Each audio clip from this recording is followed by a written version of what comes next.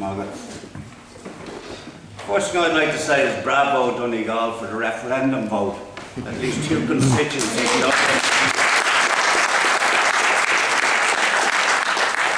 There's one county in Ireland that struck a blow for concepts of sovereignty and national independence, rather than voting for some replacement to the British Empire, which we've struggled hard enough to get rid of without replacing it with a new one. The issue that we've been asked to address today, and apologies in advance, with some mess up in communication, so I heard yesterday afternoon I was been asked to speak here today, so I haven't really had an opportunity to think too deeply about it, so apologies in advance if the thoughts are a bit garbled. But the issue we've been asked to address is the future of the left. I think it's already clear from the range of speakers here today that that's a vast territory. A vast territory indeed. Now I suppose there's a temptation which we on the left are renowned for, as comrade here on my left said, for savaging and attacking each other morning, noon and night. And I suppose we could all go down that cliched, caricatured road. No doubt we could regale everybody here for the next 3 hours cutting each other to bits. It is tempting now, I admit it. We try to avoid it for now, but maybe we can get into it over a few points later on.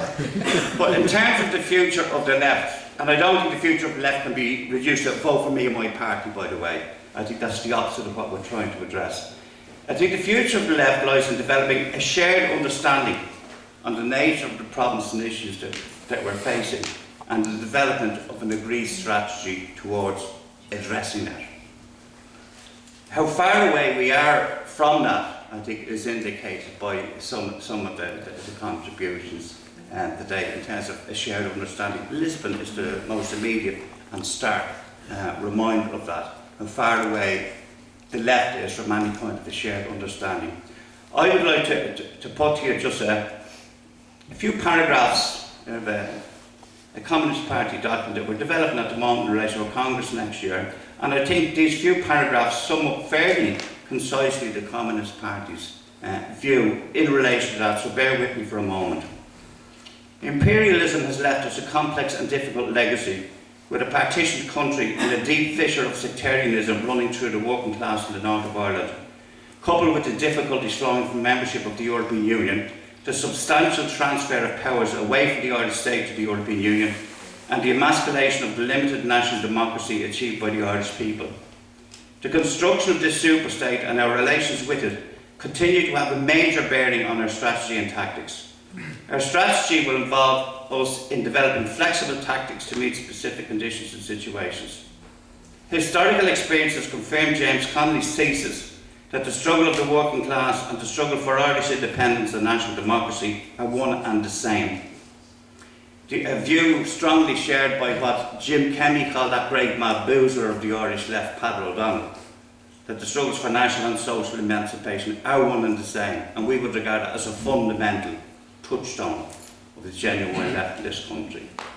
The Irish bourgeoisie has abandoned all pretensions of independence and is concerned only with snuggling up to the main imperialist powers, the United States and the European Union. With the passing of the Lisbon Treaty, the capacity of the Irish state for independent action is, in any case, severely diminished. Unionism, on the other hand, is hanging on to a British Empire in terminal decline that no longer has any strategic interest in maintaining its control over the north of Ireland, and little further use for the Protestant working class. The whole of Ireland faces marginalisation within the European Union while being tied to it and controlled by it.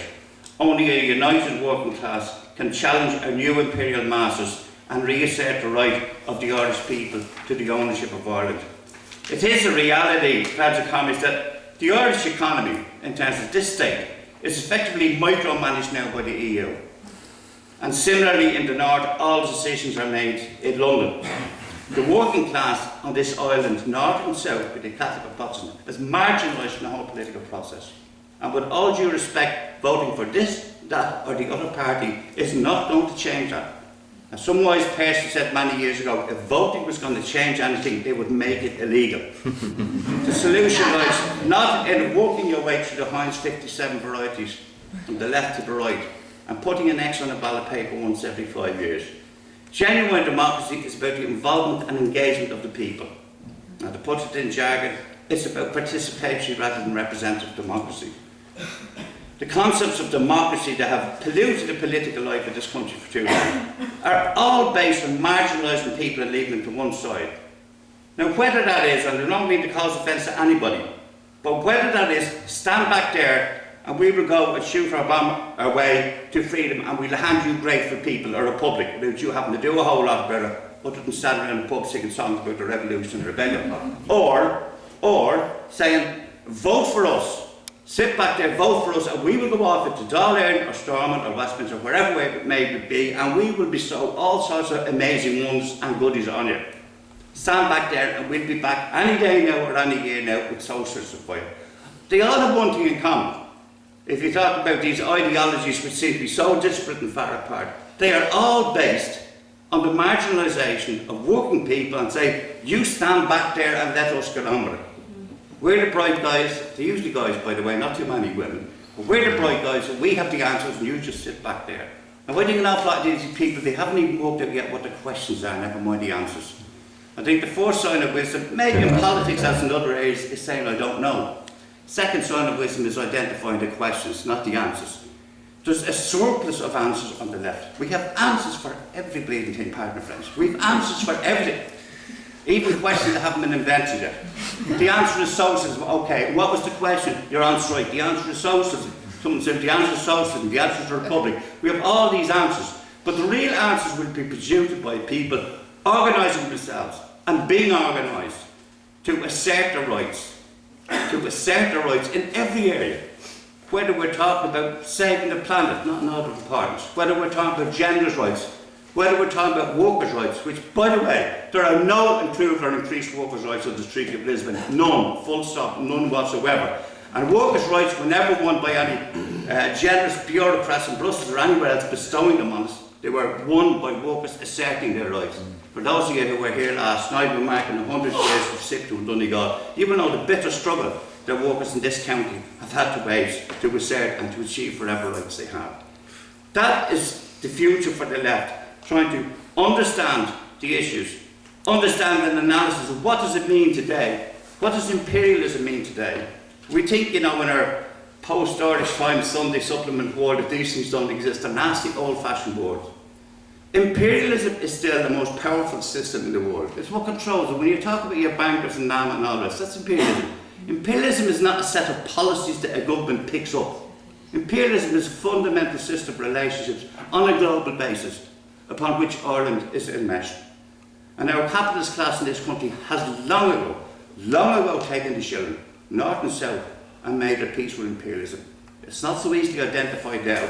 It's not called Save the Empire and the gunboats coming up the Liffey or up the Glackin. Imperialism is still there, and the nature of the beast is still there and needs to be understood. There are, however, some positive moves, and not just in Ireland. I think it's fair to say this meeting could not have taken place 10 years ago, because the left in all its various manifestations is so weak and battered and subdued that the idea of having a meeting like this, nearly 100 people filling a converted church hall in Dungloe and the Ross on the Sunday morning would be unheard of. And I've been in this when it was a church hall. My granny, my granddad, my uncle are buried 20 feet from here, by the way, in that graveyard there. So I remember what it was like in this previous incarnation. Brightly disgrace, and I applaud that. But there are very positive things. If you look what's happening in Central and South America, with Cuba, with Venezuela, with Bolivia, that's where major changes are taking place. The Albert New Alliance, new banking systems that have been settled there that challenge imperialism at its core. And imperialism is not just about the United States, which is still an imperialist country, notwithstanding the very photogenic president that they now got for themselves. And the EU is the biggest and nearest imperialist bloc that we have to deal with in this country. And until and unless the Irish left begins to come to terms with that, and look at what is the nature of the beast and how do we develop strategies to attack it and undermine it and ultimately defeat it, we're not going anywhere. I think that's the role for the Irish left and that's where its future lies. Thank you.